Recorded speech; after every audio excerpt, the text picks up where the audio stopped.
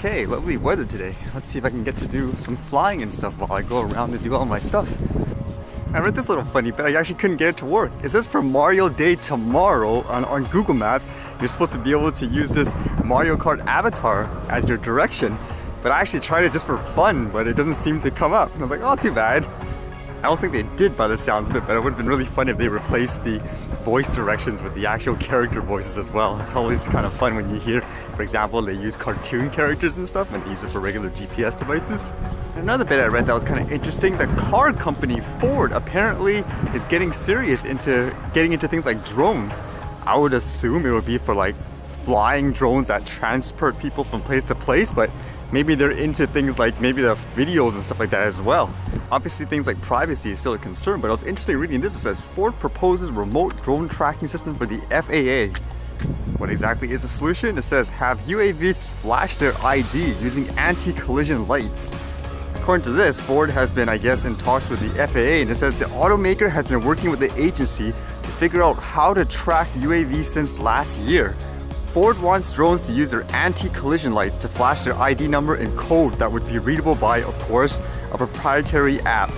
And according to this, it says that would enable bystanders to use their smartphones to report misbehaving UAVs.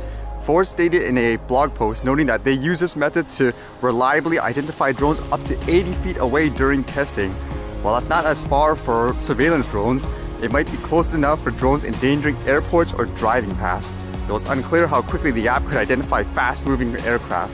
So that's really interesting, I thought. Would that actually be a better way than DJI's proposed method, where I believe they sell people like a box or something like that, and basically that identifies the drone?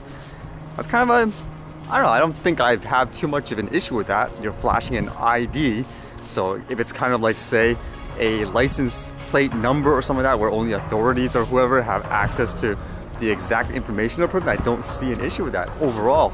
Would that be the interesting balance, I guess?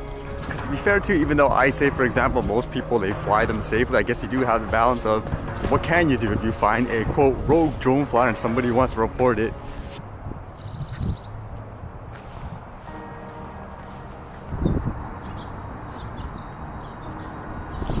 Well, that's kind of crazy how the road is all hot there because of the sunlight. That looks like a futuristic track to, I guess, guide autonomous cars or something.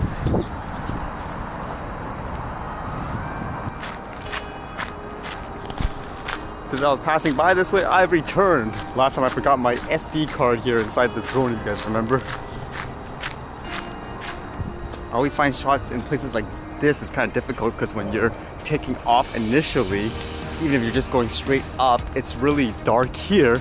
So by the time you get up, like you thought you had the right filters and everything like that, nope, it's too dark or too bright now. Actually, I never noticed that one. It's like another tree house there, so to speak. I wonder if that's the one people use.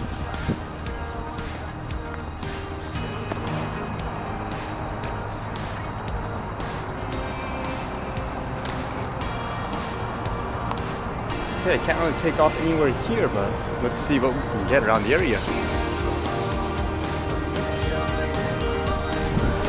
I've heard enjoying the sunset. I want to take more, but I gotta get going.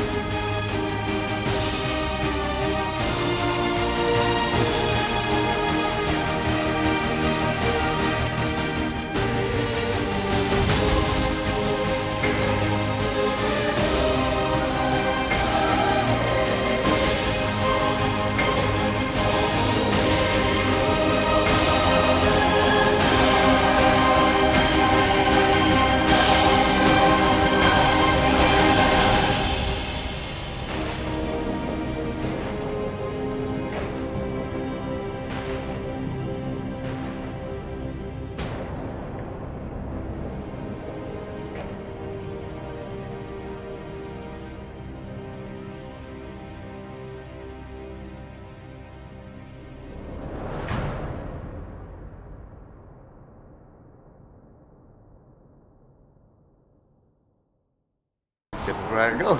Alright, see you guys later.